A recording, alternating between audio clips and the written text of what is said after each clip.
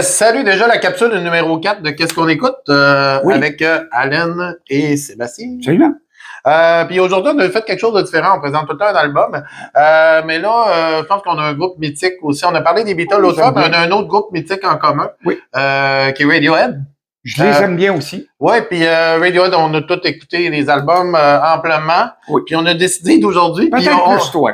Ouais, mais on a découvert aussi que notre top 9, parce que Radiohead a un 9 albums qui étaient très différents l'un de l'autre.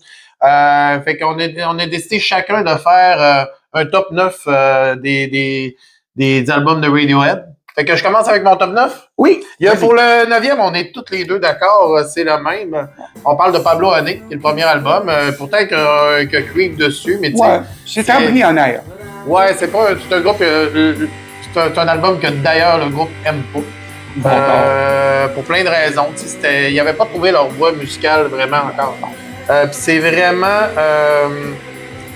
un album qu'on va parler tout à l'heure, que ça s'est amélioré vraiment sur le deuxième qui est le deuxième, moi, c'est un de mes préférés d'ailleurs. Moi, ouais, ben on va le voir justement dans ton top. Moi, en 8e place, j'ai mis un Moon Shape Pool. OK? Puis je veux juste que vous sachiez, tu sais, entre la 8 et le 5, là, il n'y a pas de grosse différence de points. Là. C'est presque tout ex-aequo. C'est tous des excellents albums. Là. Oui. Même je l'ai mis 8, même Shape Pool, qui est le dernier, qui est le plus orchestral qu'ils ont fait. Vraiment, oui, c'est vrai. Vraiment, qui est super pendant, qui est un excellent album. Je le place en 8e. Après ça, un autre album que j'aime beaucoup, de King of Limb. King of Limb, que Codex dessus, moi j'aime beaucoup Lotus Flower. Il y a un côté. Beaucoup écouté ça. Il est très bon. Il est vraiment encore un peu d'électro. Ouais. Mais le rock est quand même prédominant dans l'album. King of Limb, qui est en 7e. Ouais. En 6e, un album qui est revenu plus au rock que les autres. Il est quand même bon, lui. Qui me rappelle mon cégep. En 6e place, j'ai mis Hail to the Thief. Un album qui était, que le rock revenait là, plus en force. Et je mets en 5e place leur deuxième album qui est excellent. C'est vraiment là que le groupe a trouvé sa voix. Là. C'est l'album The Bands. The Bands qui pourrait être un favori de plusieurs fans. Là. Oui. C'est un album qui est quand même old school, tu sais, mais... c'est la bonne musique. L'acoustique est super bon. Il y a des chefs-d'œuvre là-dessus. Surtout la dernière de l'album, c'est Fade Out. Sweet Spirit. Sweet Spirit, c'est un chef-d'œuvre, carrément. Après ça, on trouve en 4e place OK Computer. OK Computer, pour beaucoup de fans, c'est le meilleur. Moi, je suis dans... Je pense qu'ils ont été plus loin après. Mes albums favoris sont plus par la suite. Mais OK Computer a été un album marquant, qui a été un succès commercial et un succès critique, les deux. Là. Qui a été vraiment... OK Computer, je me rappelle, j'avais 17 ans. Parmi les meilleurs albums du 20e siècle. C'est un de mes albums fétiches. Ça a vraiment frappé fort dans l'industrie. Puis en 3e place, 2e place, j'aurais pu... C'est un ex-aequo, OK? Ouais. J'ai mis en 2e place... vous allez voir l'album pour une certaine raison que je vais vous expliquer. Fait qu'en 3e place, j'ai mis Amnésiaque.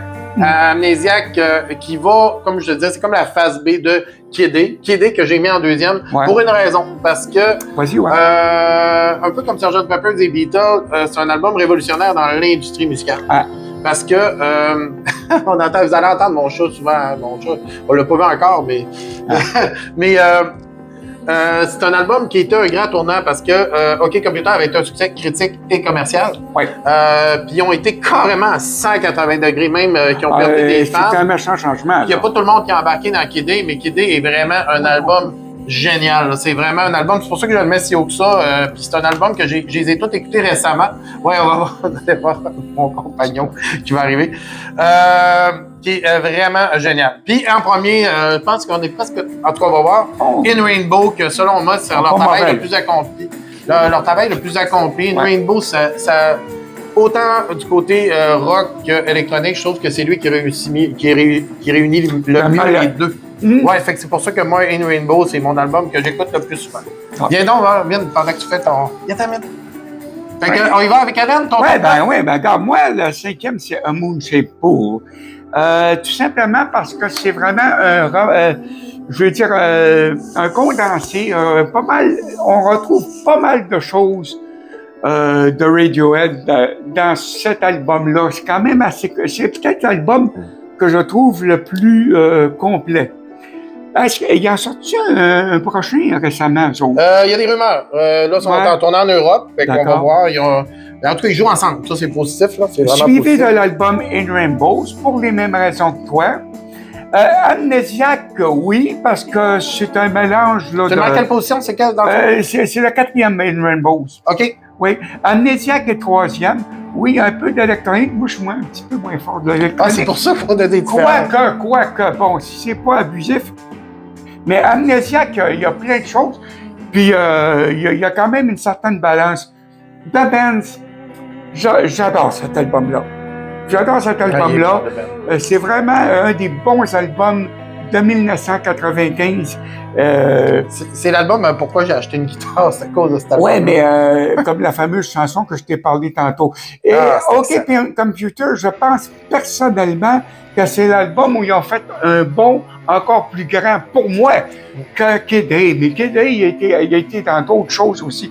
Ils ont vraiment, comment est-ce que je pourrais dire, ils ne sont pas restés seulement à leur style, ils ont vraiment dépassé leur style, leurs limites et tout ça. Ouais, puis je suis content. Puis Radiohead aussi, tu sais, j'invite à l'écouter parce que c'est souvent caractérisé comme dépressif. Pourtant, moi, je trouve pas tant, mais je trouve ça même plus créatif que dépressif. On fait pas le party avec ça. Ouais, c'est de la musique vraiment écoutée. Puis qu'est-ce que je suis content des Radiohead, c'est que les jeunes en écoutent. C'est un groupe qui va survivre comme Pink Floyd. Ouais, comme les c'est intemporel. Ben, je suis allé chez un petit cœur récemment, puis il se fait demander, là, tu sais, Kid A, puis il se fait demander In Rainbow par des jeunes ados, là. Fait que, il y a vraiment, je pense que Radiohead va vraiment, c'est un des grands groupes, là, britanniques de l'histoire. Ça reste dans la mémoire des gens. Et je présente Gros Mine, ça peut arriver que c'est souvent là, et il va venir faire son tour, il est super gentil. C'est un vieux chat de 17 ans. 17 ans déjà. Fait qu'on vous invite, écoute, à me dire qu'est-ce que vous écoutez en commentaire, comme d'habitude, pour agrandir notre culture musicale à nous autres aussi. Fait que. Et bye! Bye, à plus.